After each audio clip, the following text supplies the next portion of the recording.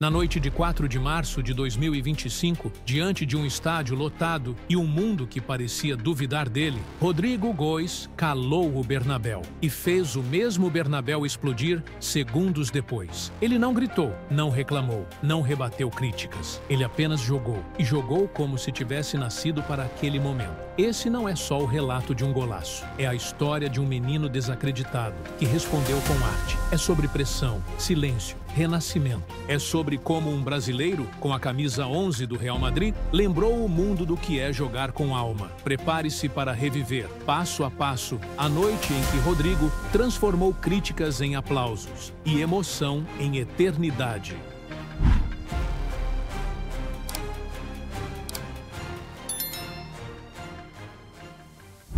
O Santiago Bernabéu, templo sagrado do futebol mundial, amanheceu inquieto naquele 4 de março de 2025. O clássico contra o Atlético de Madrid carregava uma tensão que ia além dos 3 pontos. Era mais do que um jogo, era uma espécie de julgamento público. E um dos nomes no banco dos réus, por mais paradoxal que parecesse, era o de Rodrigo Goes. As críticas não começaram naquele dia. Vinham se arrastando há semanas. Comentários em redes sociais, análises duras na imprensa, até mesmo alguns olhares tortos dentro da própria torcida. Rodrigo, o menino que encantou o mundo com sua leveza e talento, estava sendo questionado. E o que mais doía era que essas dúvidas vinham de quem sempre o aplaudiu de pé. Sumido nos grandes jogos.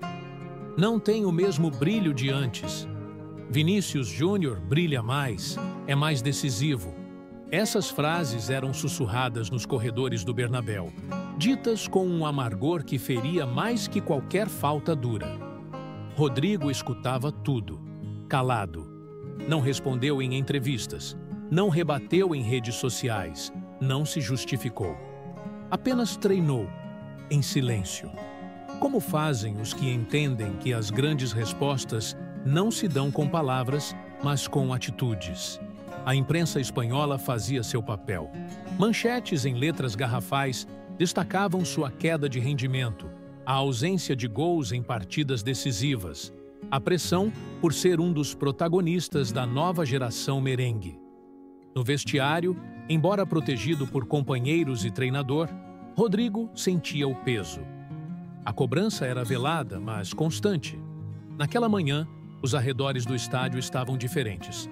Havia ansiedade, sim, mas também havia dúvidas. E poucas camisas com o nome Rodrigo nas costas.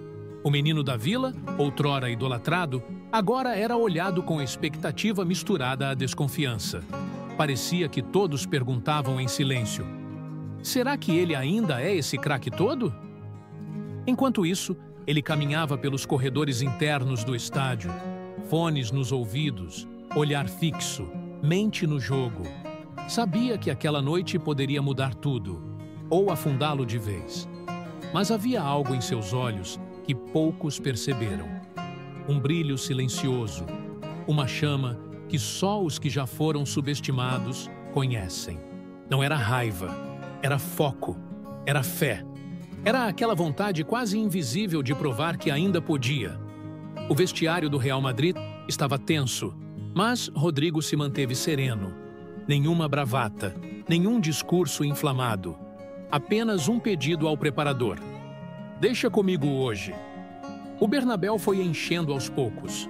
O hino do clube ecoava nas caixas de som, mas, entre os aplausos, havia um silêncio estranho pairando sobre as arquibancadas.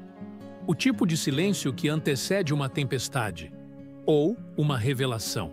Rodrigo entrou em campo sob esse manto de incertezas. Não era apenas mais um clássico. Era a chance de transformar críticas em palmas, dúvidas em certezas, silêncio em grito. E ele sabia disso. Enquanto os jogadores se posicionavam, enquanto o juiz olhava o cronômetro, enquanto o estádio prendia a respiração, só uma pergunta pairava no ar. E se hoje for o dia da resposta? O relógio apitou, a bola rolou e o silêncio começou a se desfazer. Desde que chegou ao Real Madrid, Rodrigo carregava mais do que seu nome nas costas. Carregava uma camisa que já foi vestida por lendas. Camisa que pesa, que arde na pele quando as coisas não vão bem, que enaltece quando se vence, mas que também cobra quando se erra. A 11 do Real Madrid é símbolo de velocidade, ousadia, talento que rasga defesas e encanta multidões. Já pertenceu a craques como Paco Gento, um dos maiores da história do clube, e mais recentemente, Gareth Bale, herói de finais e gols inesquecíveis. Quando Rodrigo a vestiu, não era só por estética ou marketing, era um recado. Este menino tem que ser protagonista. Mas ser protagonista no Real Madrid não é uma escolha, é uma responsabilidade. A camisa exige, o escudo exige e, principalmente, a torcida exige. Com apenas 23 anos, Rodrigo já havia marcado gols em finais, decidira partidas na Champions League, fizera hat-trick em noites mágicas no Bernabéu. Era visto como a joia brasileira que, junto a Vinícius Júnior e outros, levaria o clube para uma nova era. Mas o futebol, como a vida, é cíclico. E o brilho que encanta hoje pode ser o mesmo que cega amanhã. A temporada de 2025 começou com tropeços. Rodrigo parecia hesitante. Os dribles não encaixavam. Os chutes paravam nas mãos dos goleiros ou nas redes laterais. A paciência da torcida, que sempre o tratou com carinho, começou a se esgotar. Em fóruns online, seu nome surgia em discussões duras. Está mimado? Falta atitude? Não é decisivo como Vinícius, diziam. E para um jogador que cresceu sendo protagonista desde criança, essas críticas cortavam fundo. A pressão vinha de todos os lados. A imprensa espanhola não perdoava. Rodrigo, promessa que não amadureceu, estampou certa vez a capa de um jornal. Em programas esportivos, ex-jogadores o comparavam com outros jovens do clube, alguns até mais novos, que estavam aproveitando melhor suas chances. Mas talvez o golpe mais doloroso tenha vindo de dentro. Um murmúrio, um comentário nos bastidores. Parte da comissão técnica começava a pensar em revezá-lo mais vezes. Menos minutos, menos confiança. E então veio o clássico, contra o Atlético. Justamente no momento em que tudo parecia desabar. Na semana que antecedeu o jogo, Rodrigo permaneceu em silêncio. Enquanto outros davam entrevistas, ele apenas treinava. Ficava mais tempo no centro de treinamento, revia seus próprios lances sozinho, pedia vídeos dos seus erros para estudá-los. E à noite, no apartamento silencioso de Madrid, ligava para o pai. Sempre o pai. "Não esquece quem você é, filho", dizia o velho Eric, com a voz embargada pelo telefone. "Você saiu da Vila Belmiro para o mundo, e o mundo ainda vai te aplaudir de pé." Essas palavras ecoavam como um mantra. Ele sabia que o peso da camisa 11 era imenso, mas também sabia que havia sido escolhido para vesti-la, que ela não havia sido entregue a ele por acaso, e que se ela estava apertada agora, era porque seu corpo ainda estava crescendo para caber nela com dignidade. Na manhã do jogo, Rodrigo chegou ao vestiário e olhou fixamente para seu uniforme pendurado, a 11 estampada com orgulho. Tocou o tecido com os dedos e respirou fundo, como se dissesse para si mesmo: "Hoje você não vai pesar. Hoje você vai voar comigo." No aquecimento, poucos notaram, mas ele parecia diferente, mais firme, mais concentrado. Cada toque na bola era uma mensagem. Cada movimento corporal exalava um tipo de energia que só quem já foi humilhado e se recusa a cair entende. Na preleção, o técnico Ancelotti o chamou de lado. Disse poucas palavras, mas com um olhar firme. "Hoje você é minha aposta. Me mostra que eu estou certo." E foi com esse peso, o da camisa 11, o da crítica, o da dúvida, o da fé depositada, que Rodrigo entrou em campo naquela noite. A torcida ainda não sabia o que esperar. Alguns ainda cochichavam nas arquibancadas, duvidando se ele seria capaz. Mas ele sabia. Porque jogadores que carregam esse tipo de fardo não jogam apenas com os pés, jogam com a alma. E a alma de Rodrigo, naquela noite, estava mais leve do que nunca. A bola rolaria em instantes, e o mundo estava prestes a entender que a camisa 11 não pesa para quem nasceu com asas. O relógio marcava 20h45 em Madrid, quando as luzes do Santiago Bernabéu brilharam com mais força. Era noite de clássico. Mas não um clássico qualquer. Era o jogo de ida das oitavas de final da UEFA Champions League, contra o Atlético de Madrid, o rival que sempre transforma o gramado em arena de guerra, onde cada centímetro vale sangue, suor e glória. Para Rodrigo, aquela noite era mais do que uma partida. Era redenção. O estádio estava lotado, mais de 80 mil vozes vibrando, mas também avaliando, julgando, esperando. A tensão podia ser cortada no ar. O Atlético vinha forte, com sua marca registrada. Um time duro, que marca pesado, que sufoca. E do outro lado, o Real Madrid de Ancelotti, técnico experiente que conhecia os caprichos do futebol como poucos. Rodrigo estava escalado como titular. Ponta pela esquerda, posição que exigia dele drible, decisão e, sobretudo, coragem. Sua missão era clara: quebrar a linha de defesa mais temida da Europa. Ele sabia disso e estava pronto. Quando o juiz apitou e a bola rolou, tudo ao redor pareceu silenciar para ele. O barulho da torcida virou eco distante. O calor das críticas virou cinza. O gramado era agora sua única verdade. E seus pés, movidos por algo maior do que técnica ou tática, começaram a dançar. Nos primeiros minutos, Rodrigo buscou o jogo. Recebia, girava, driblava. Era incisivo, mas também cauteloso. Sabia que o Atlético esperava um erro para contra-atacar. No banco, Ancelotti observava. Na arquibancada, os torcedores hesitavam entre a esperança e o receio. Aos 24 minutos do primeiro tempo, ele teve sua primeira chance clara. Recebeu de Modric, cortou para dentro, limpou 2 marcadores, mas o chute saiu fraco. A torcida aplaudiu com moderação. Mas algo estava mudando. A postura, o brilho nos olhos, a gana nos movimentos. Rodrigo estava vivo e o estádio começava a perceber. O tempo passava. O jogo era truncado, físico, nervoso. Mas o talento sempre encontra uma fresta, uma brecha, um lampejo. E foi aos 39 minutos que o destino decidiu abrir as portas para Rodrigo. Tudo começou com uma recuperação de Rüdiger no campo de defesa. Ele tocou para Tchouaméni, que rapidamente encontrou Bellingham no meio. O inglês dominou, atraiu a marcação e então fez o passe perfeito. Uma bola entre linhas, no tempo certo, em direção a Rodrigo. O estádio se levantou. Rodrigo recebeu de costas, girou sobre o zagueiro como se o tempo tivesse diminuído a velocidade e partiu. 1, 2, 3 passos em direção ao gol. O lateral tentou acompanhar, mas ficou para trás. O zagueiro central veio no bote, mas Rodrigo deu um leve toque para a direita e, sem perder o equilíbrio, finalizou. Não foi um chute, foi uma pintura, uma obra de arte.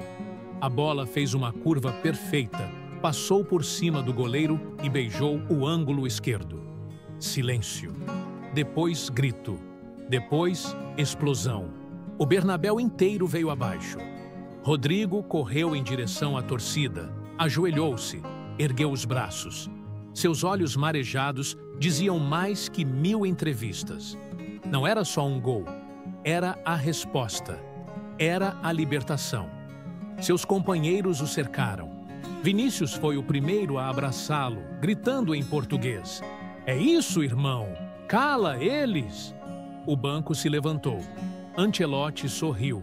E até os torcedores mais críticos se renderam.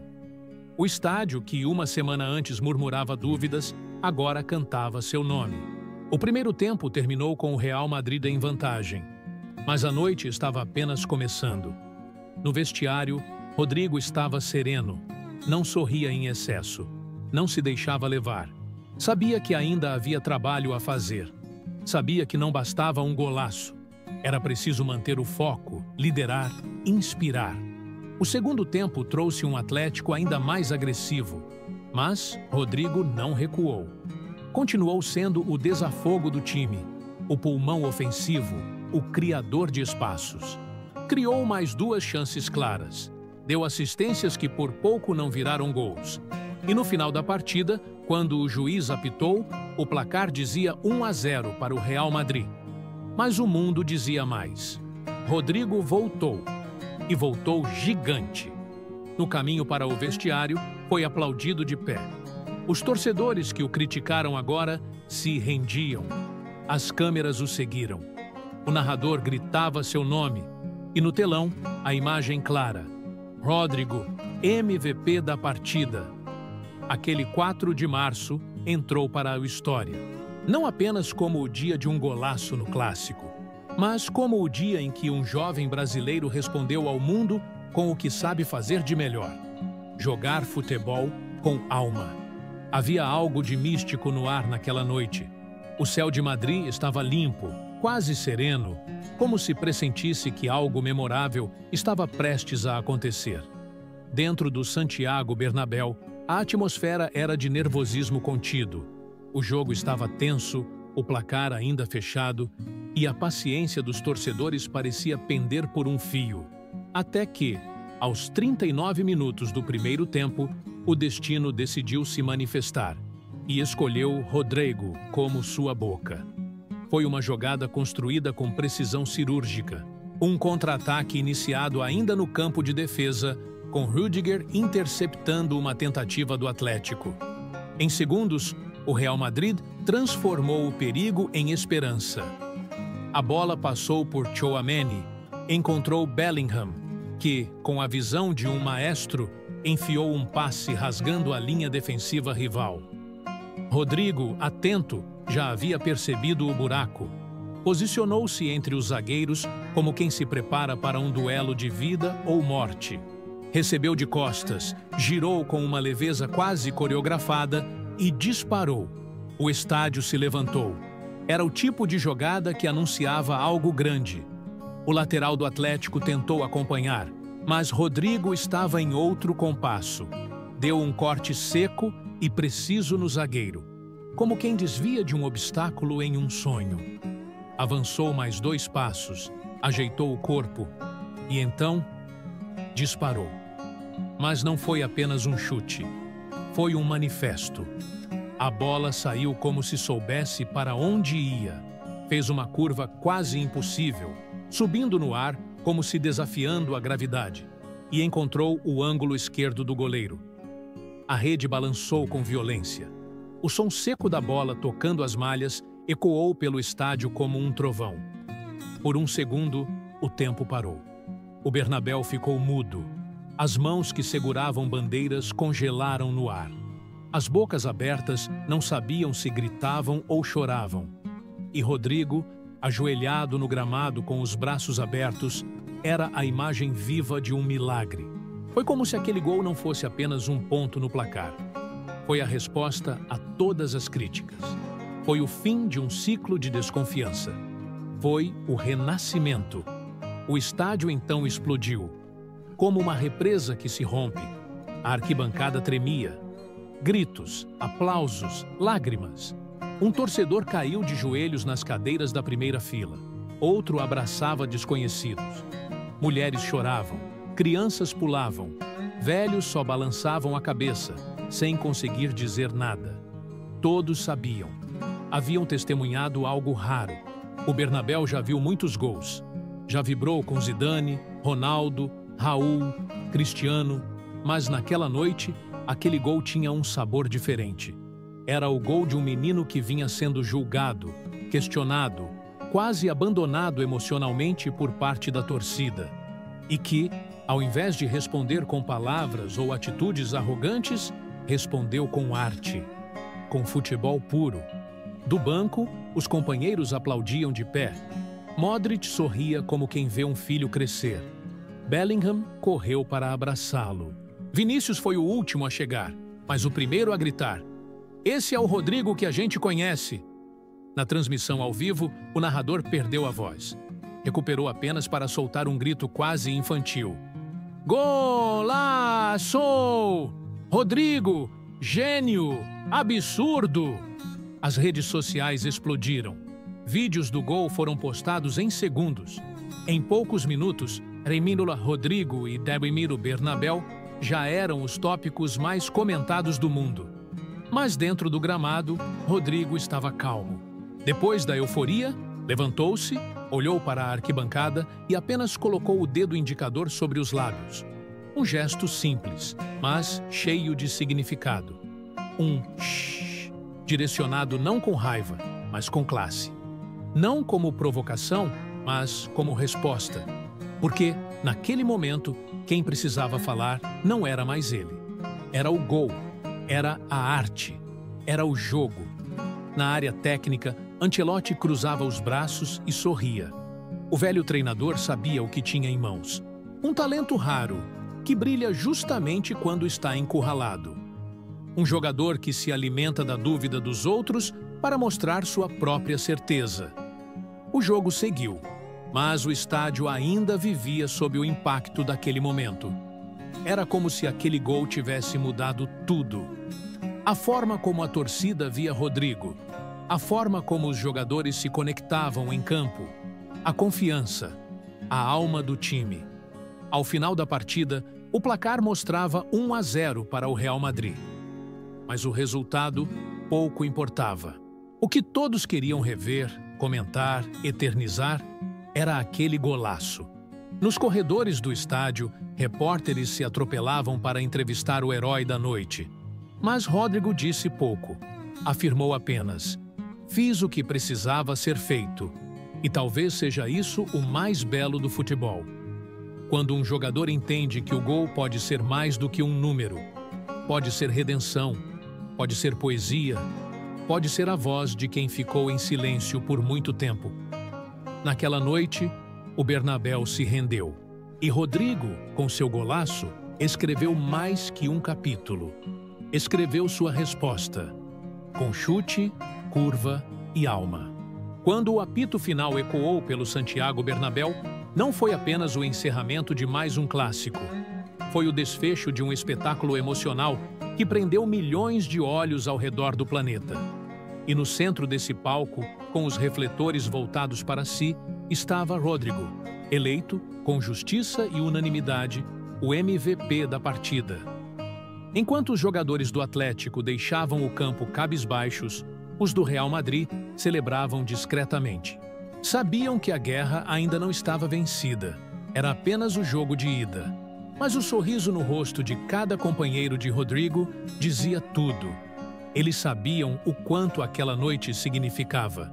Para o clube, para a torcida. Mas, acima de tudo, para ele. No telão do estádio, uma imagem congelada brilhou por alguns segundos. Rodrigo, ajoelhado, braços abertos após o golaço.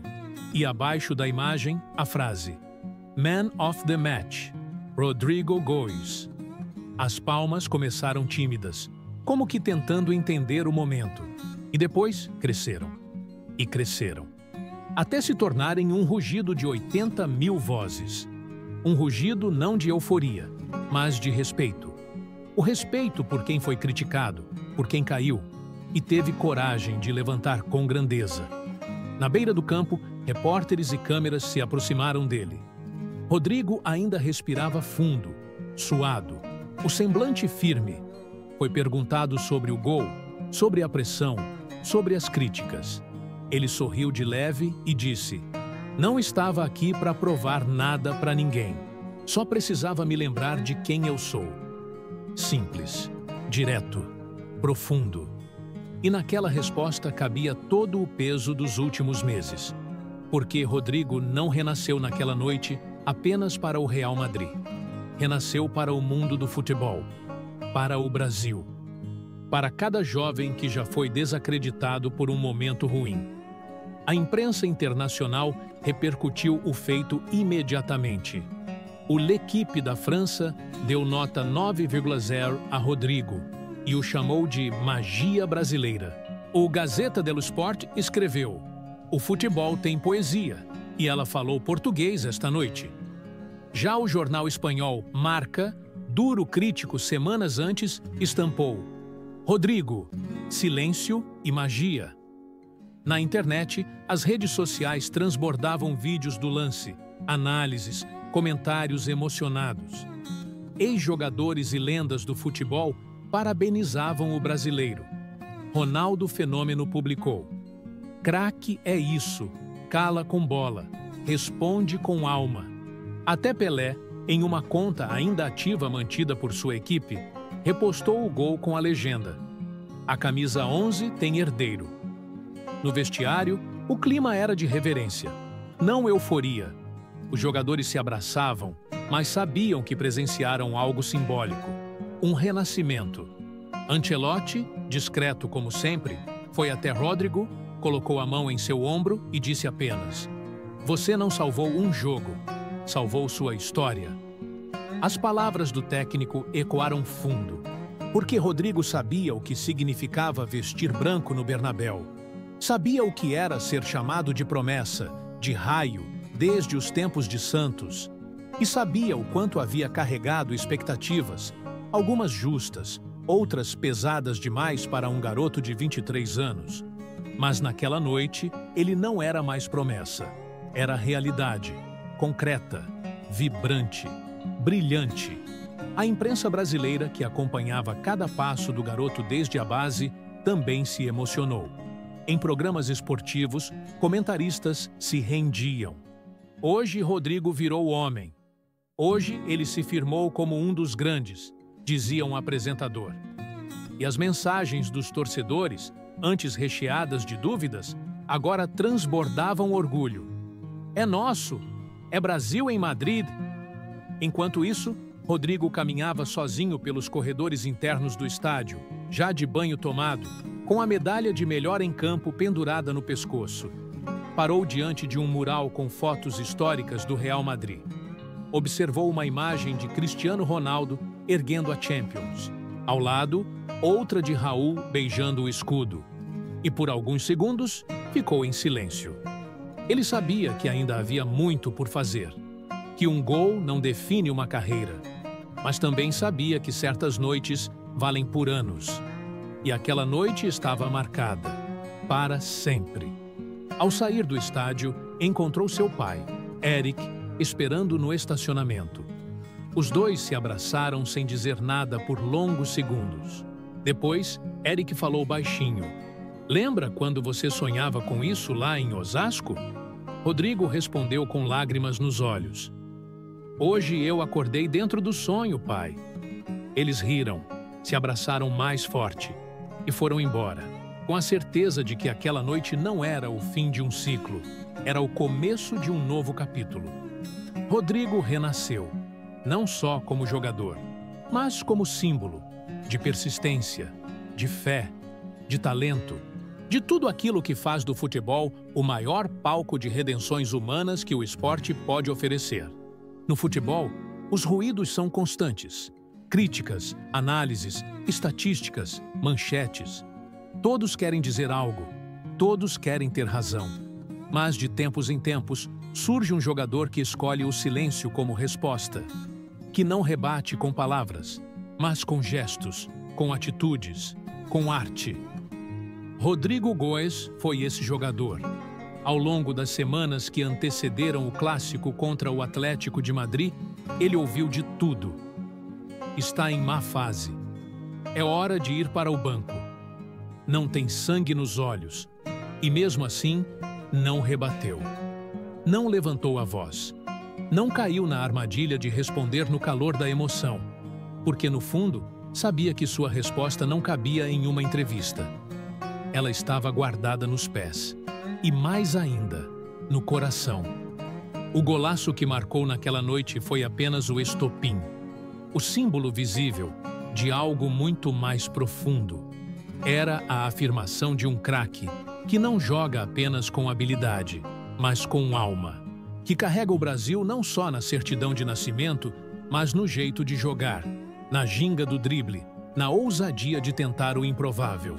Rodrigo não é um jogador de gritos, é de gestos. Seus dribles falam, seus chutes contam histórias e seu silêncio ensina. Ensina que quem tem convicção de quem é, não precisa provar nada para o mundo, apenas para si mesmo. Naquela noite, ele não conquistou apenas um prêmio de melhor em campo. Conquistou o respeito de colegas, de rivais, de técnicos, da torcida e, talvez o mais importante, de si mesmo. Porque ninguém é tão duro quanto nós somos com nós mesmos. E Rodrigo, por dentro, se cobrava como poucos. O Bernabéu, acostumado a grandes craques, viu ali o nascimento de algo raro. Um jogador que não precisa de luz para brilhar, que se forma no silêncio, amadurece na dor e explode na hora certa, com beleza. A consagração que veio depois não foi só por um gol, foi pelo caminho, pela humildade com que enfrentou a fase difícil, pela força com que se levantou, pela fé que carregou nos olhos durante cada treino, cada toque na bola, cada passo rumo ao gramado. E talvez por isso tenha sido tão emocionante. Porque Rodrigo representa muito mais do que um bom jogador. Representa o menino que não se perdeu em meio à fama, que não se deixou afundar pela crítica, que carregou no peito o mesmo brilho que levava nos olhos quando brincava nas ruas de Osasco. Sua história inspira porque é humana. Não é feita só de glórias. É feita de silêncio, dor, espera, fé e, finalmente, consagração, como a de tantos brasileiros que caem e levantam todos os dias, que são desacreditados, mas persistem, que sonham alto, mas com os pés no chão. E ao deixar o campo naquela noite, Rodrigo não levou apenas um troféu simbólico. Levou o aplauso sincero de uma multidão.